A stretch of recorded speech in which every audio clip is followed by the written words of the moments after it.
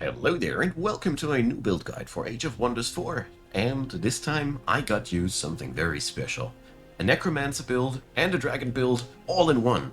I had that crazy idea the other night, and I began theory crafting, and I was quite shocked about how well this works. I mean, Necromancers are pretty much on the stronger side of the single-player PvE experience, as far as I can tell, and dragons aren't bad either. So we are rocking here things that work decently well. It's turn 39, and you see that knowledge income.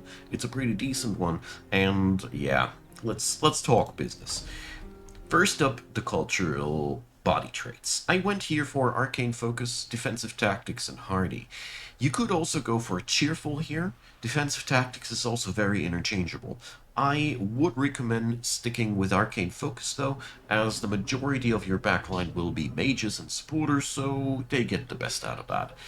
Since most of the undead creatures and the dragon creatures that we hire and use don't inherit any of these traits, and most of the skeletons that you recruit just have the body traits of the people that you killed, yeah, it is just most of the time applied to your hired backliners and a few others.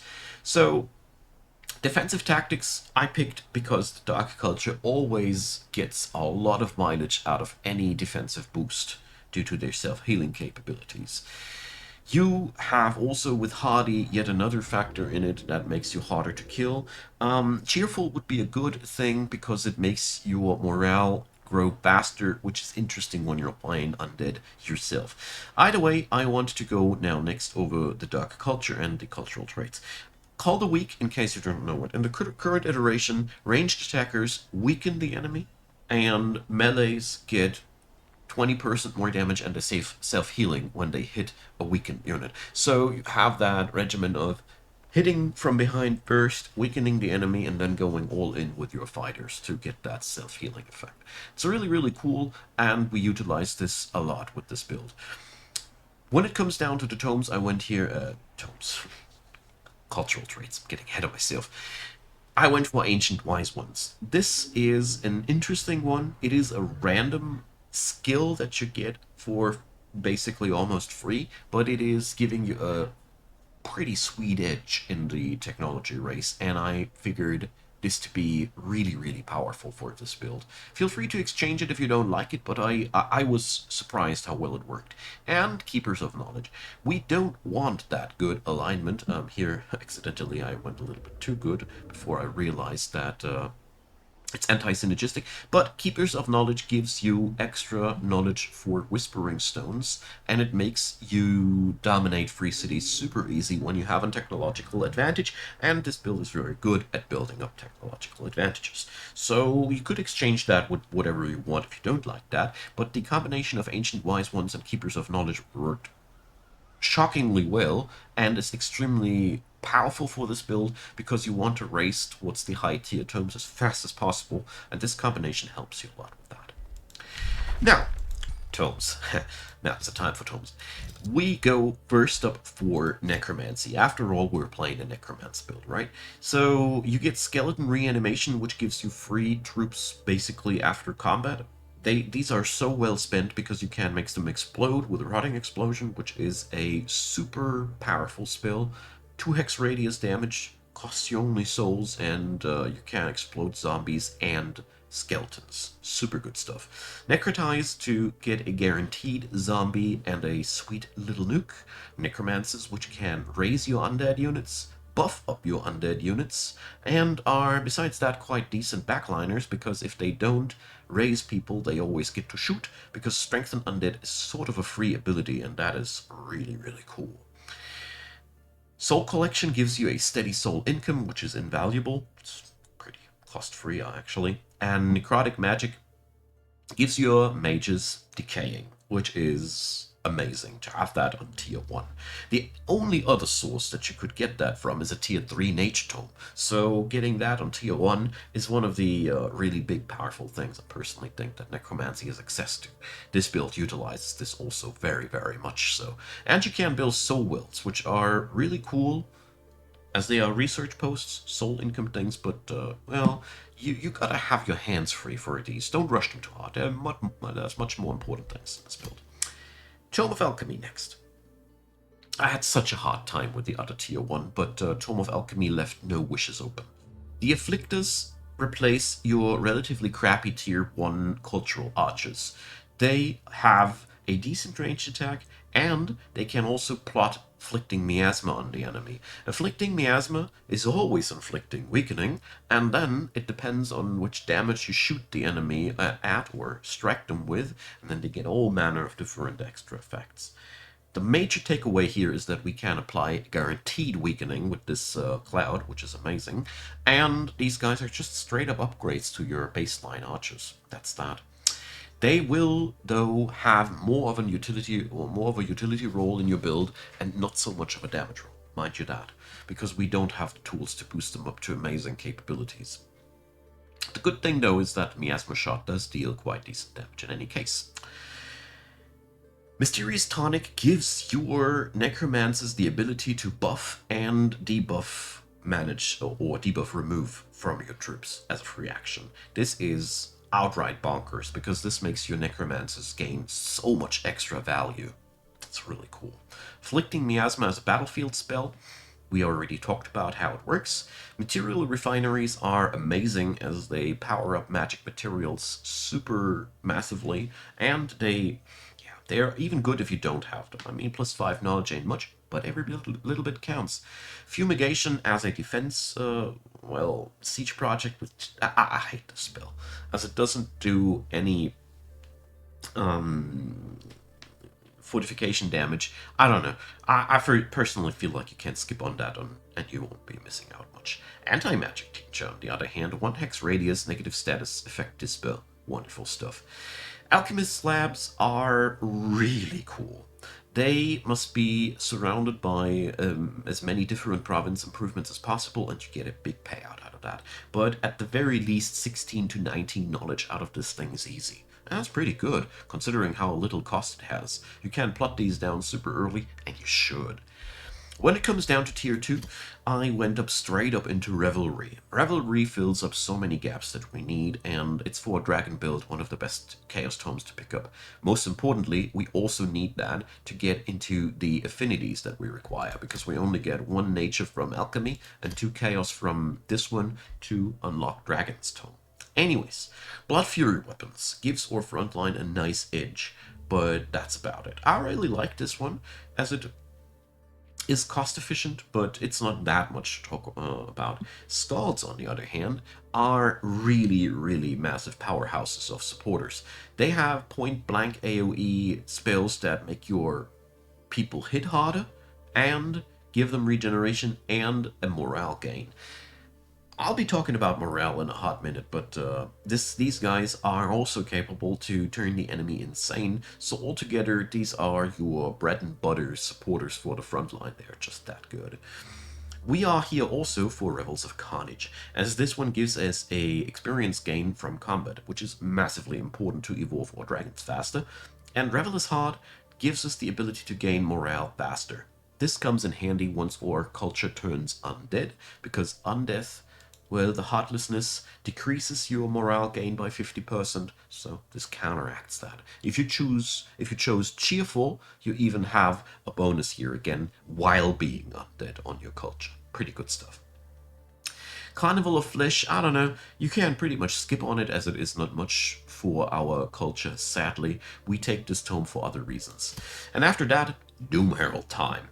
So I skipped out on the other Necromancy tome because we didn't need it. I'm going to give this a quick analysis after this tome. So here we go for Joy Siphoners, making our backliners now not only weaken the enemy, but also drain their morale, which is amazing. And after that's being done, our frontliners get to hit 30% harder. This synergy is really good for this build, because we are relying on this mechanism of shooting first and striking afterwards, so this is exactly working to how we are fighting anyways. Banshees come in as tier 3 battle mages, which replace our tier 2s eventually. They are also pretty much frontliney battle mages, so you can mix them still with your tier 2s, and yeah, they're really, really good, especially since they hit harder when the enemy's morale pops, and they're really good at debuffing the enemy's morale, and they're even weakening people, so super synergistic with Dark Culture. Prelude of Doom and Cause Despair are your direct applications of morale reduction on the enemy. I wouldn't recommend them. We use the morale reduction more as a side thing here. Doom Depth Trench as a province improvement is so good, because as a necromancer you have an easy time growing evil, and Dark Culture doesn't mind the stability decrease, and you get so much mana and knowledge out of that, it is obscene. Tier 3 comes, and obviously we want to go for the Tome of Dragon Burst, but you could also go for the Great Transformation. Oh, wait a sec. Let me rewind that for a sec. I wanted to talk about the Tome of Souls for a sec, and why I didn't choose it. This is mostly because we don't need Bone Horrors that badly when we were playing Dark Culture, as we have Dark Knights, which are really good enough. We don't need two tier 3 shock units that badly. Corrupt Souls go into a similar venue. They are really cool, but once we have now the Tome of Dragons, we are featuring tier 3 fighter units that evolve, so as cool as they would be, it's again this double dipping that we don't need, so this is also not super efficient. The only thing that I am sad about losing is Soulbinders. I would love to keep Soulbinders, but only one spell being really massively good, because Restore Undead Army is okay. It's a good healing spell for on the fly. It's cheap too. Alright, make that 1.5 desirable spells. But Soul Overflow is also, yeah, maybe these 3. But none of these are like, yeah, I need that for my build. Especially when I realized that the Dark Culture and this build replaces these troops so well, I chose to go for the other tier 2 that I went for. Now, dragons next. Obviously, young dragons are going to be evolved. You want these to be constantly under the influence of the Revelry spell that increases experience to turn them into tier 5s as quick as you can. They will then eventually turn into Obsidian Dragons, which is pretty nice. I mean, they are really, really cool units. You get a lot of payoff out of that. They're just darned costly. But we also gain the Draconian transformation, which you could choose if you don't want to go undead. The interesting thing with this build is that you have these two paths. I wouldn't recommend it. I think undeath fits the culture better, but it is an option if you don't want the weaknesses. Maybe the enemy is really utilizing that well. Lots of fire damage and spirit damage, for example. Give this build even an ability to dodge that bullet, because you gain regeneration, which is one of the traits that basically also comes with a great transformation, so it ain't that bad for this build, but you gotta decide. Flame of Focus gives your battle mages now a ranged nuke, which is amazing. Banshees and your warlocks love this spell. And we also gain yet another 1 hex radius healing spell, which purges negative effects. Yes, we have something similar already on the alchemy book. The alchemy book is cheaper too, so we can use it if we only need the small effect. But if we need a big fat heal, this spell comes in as a clutch. Wonderful, wonderful thing. And Dragon Attack, yeah, this is another one of these siege projects that I don't like, alright? With an Eyrie, though, you see we have quite a monopoly on knowledge things. You are racking up knowledge with this build in a speed that is really, really cool. We also gain Wyverns if we want them, but I wouldn't recommend. We are after the undead stuff and the big dragons after all. And the other tier 3 then, Great Transformation. Whiteborn is the one that I personally think is best for this build, because the lifesteal, boy oh boy, you have Call the Weak plus lifesteal, plus some regen on the side, you're well off with that. Fetid Legion makes your frontliners even stronger. Weakening Aura is super synergistic with your game plan. Desecrate Structure gives you a good soul income. Domain of Death even gives you a city stability increase, which is interesting because you don't mind stable cities even if you can ignore the negative side effects as a Dark Culture quite well. Necrotic Spires, yeah, well, if you need to defend, it's massive, but apart from that, it's not. Bone Dragon Reanimation. Quick word about that, you can milk that super effectively by just keeping a gold infestation spawner in your vicinity alive and let them come repeatedly with those tier 5 units. to get yourself bone dragons. I love this trick. It's really cool. And the tier 4 tomes, once they hit town, you want to go for Reaper to get your massive necromancy endgame going. I'm going to gloss over these real quick, because Reaper is very straightforward, I think. And Calamity, because, you know, if we go for dragons, we can't miss out on the Calamity dragons.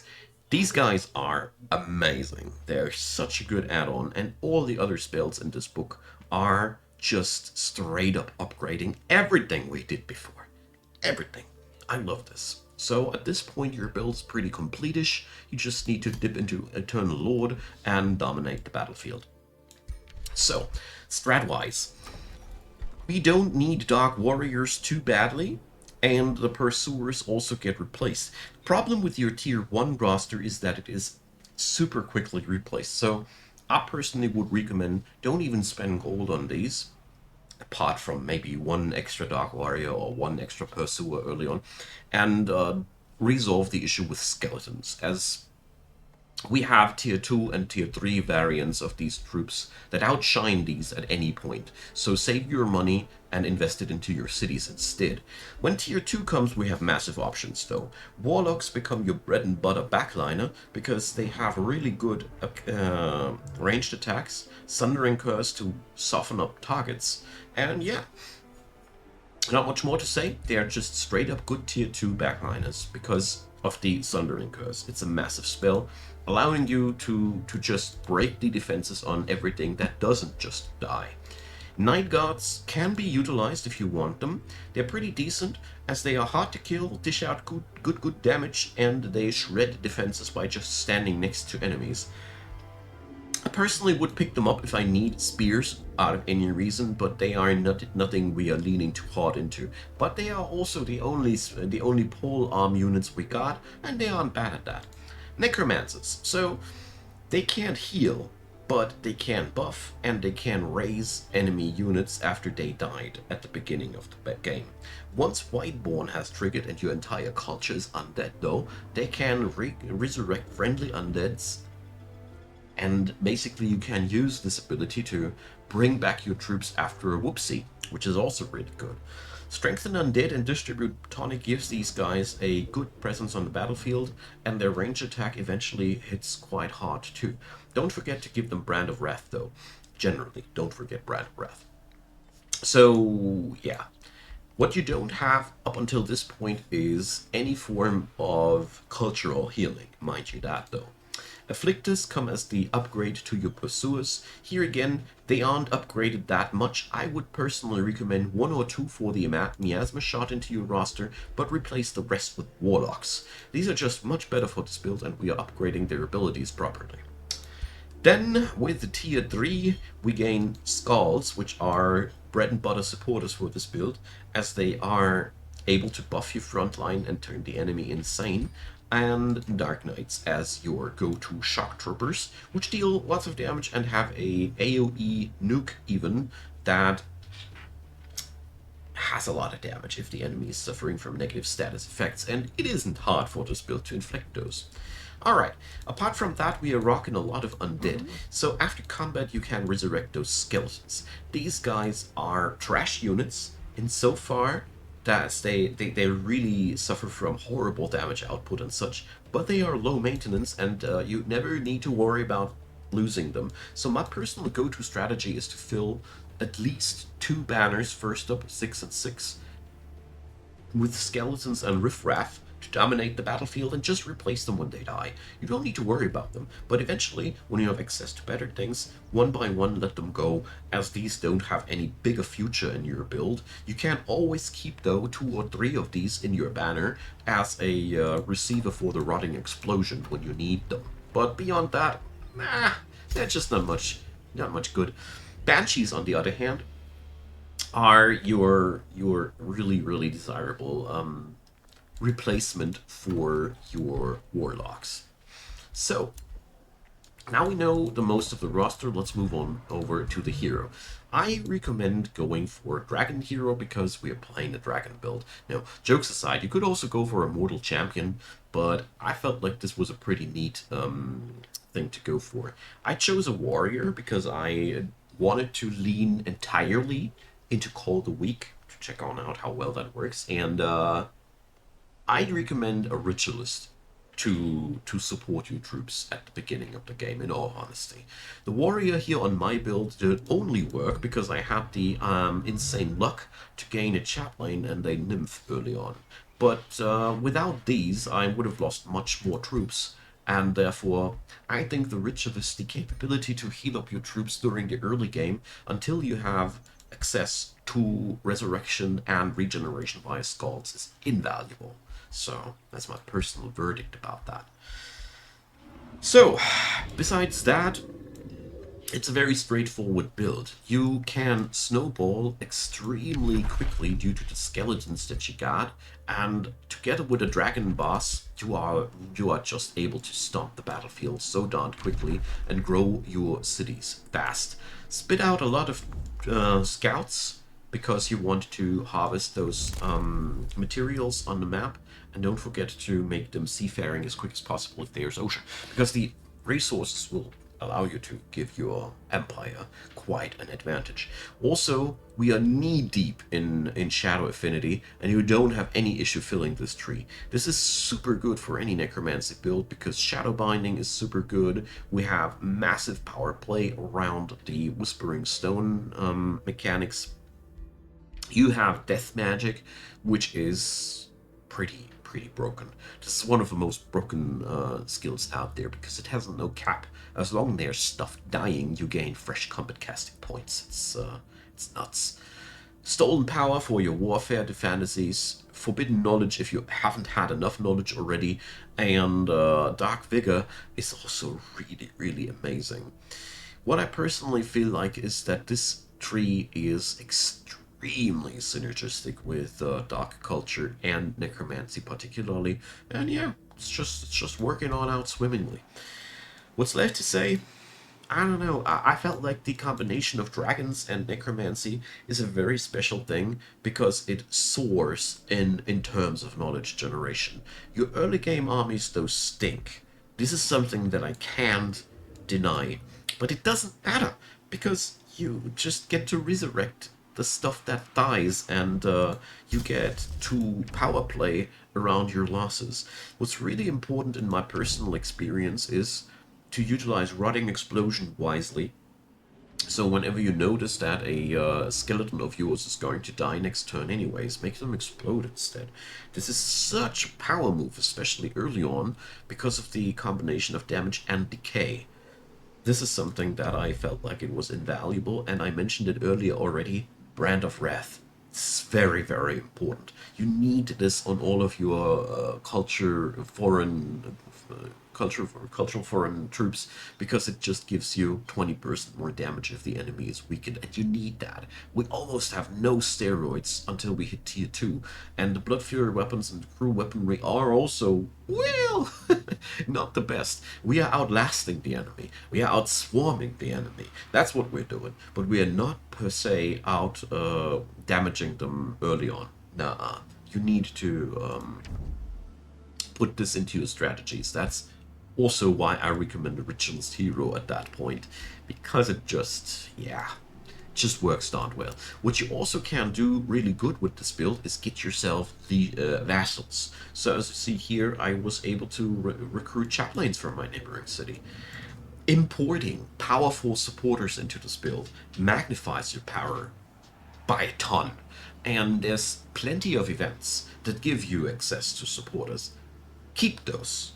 Keep those alive. These are such an asset for your entire games plan. I realized every single supporter that I was able to get into my main army magnified my power by a lot. So this is something that I want to stress out as a last tip for this build. Whatever you can get your hands on, healing wise, from outside sources is powerful for this build. It's super synergistic.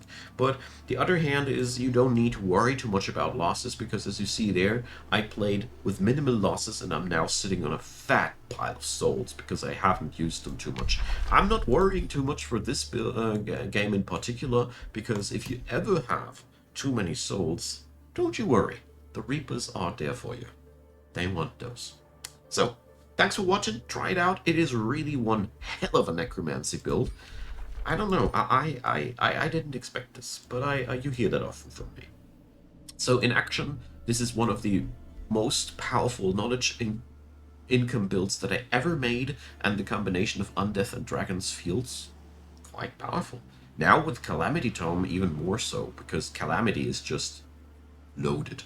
This is such an overloaded tome. Once you reach that, you basically won the game. If you reach it much earlier than anybody else, have fun. And I conclude with that. Thanks for watching, you all. Leave me your comments down below. Let me know what you want to see build-wise, except for, you know, I always love to get inspirations. And leave me a thumbs up. Consider subscribing. Check out the description box. Feel free to support the channel. I really deeply appreciate you guys helping me out so much, giving me the possibility to do these things that I love. Thanks a lot for that. And again, thanks for watching this video. I really appreciate it, especially you folks hanging out until the very end of these videos. I hope you have an awesome day. See you soon. Bye-bye.